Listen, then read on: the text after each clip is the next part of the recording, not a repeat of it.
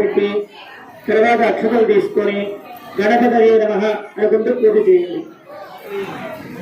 ఓం సుముఖాయ నమః, ఓం ఏకదంతాయ నమః, ఓం గజరాజ నమః, ఓం గజకర్ణకాయ నమః, ఓం లంబోదరాయ నమః, ఓం విఘ్నాయ నమః, ఓం విఘ్నరాజాయ నమః, ఓం వినాయకాయ నమః, ఓం ధర్మకేతవే నమః, ఓం గణాధ్యక్షాయ నమః, ఓం బాలచంద్రాయ నమః, ఓం గజాననాయ నమః, ఓం వక్రతుండాయ నమః, ఓం శూర్పకర్ణాయ నమః, ఓం హేరంబాయ నమః, ఓం స్కందపూర్వజాయ నమః, సర్వసిద్ధిప్రదాయ నమః, కుమారగురవే నమః, మహాగణపతయే నమః. నానావిధపరిమళపత్రపుష్పాక్షతాగతప్రదాని శోభం మానసేవోపయామి ఆలయస్థితదీపం దర్శయామి.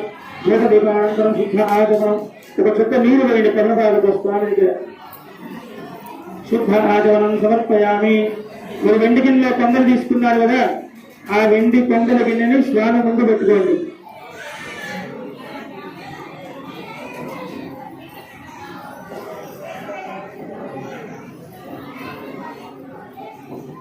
అందరూ పెట్టుకున్నారా కొండల గిన్నె ముందు?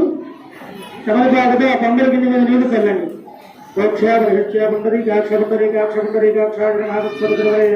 భర్గో దేవస్య ధీమహి ధియో యో నః ప్రచోదయాత్. సత్యం దోషేణ పరిశుద్ధ్యామి. అమృతమస్తు అమృతోపస్తరణమసి. స్వామివారికి అంశాన్ని చేయించండి. ఓం ప్రాణాయ స్వాహ, ఓం గాన స్వాహ, ఓం జ్ఞానాయ స్వాహ, ఓం ఉదానాయ స్వాహ, ఓం సుమానాయ స్వాహ. మధ్య మధ్య దేవుడి దగ్గర 3 సార్లు నీళ్లు వేయండి. మధ్య మధ్య సమర్పయామి. హస్తో భిక్షాలయామి. శుద్ధ ఆచమనం సమర్పయామి. మీరు తాంబూలం పెట్టుకున్నారు కదా, ఆ పల్లెల్లో తాంబూలాన్ని తాకండి.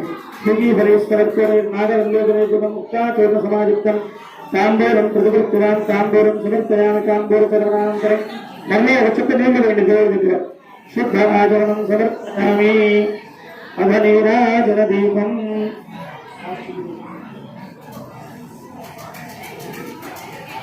మీ దగ్గరికి హారతి బెల్లం వస్తుంది, దేవుడికి అర్థండి.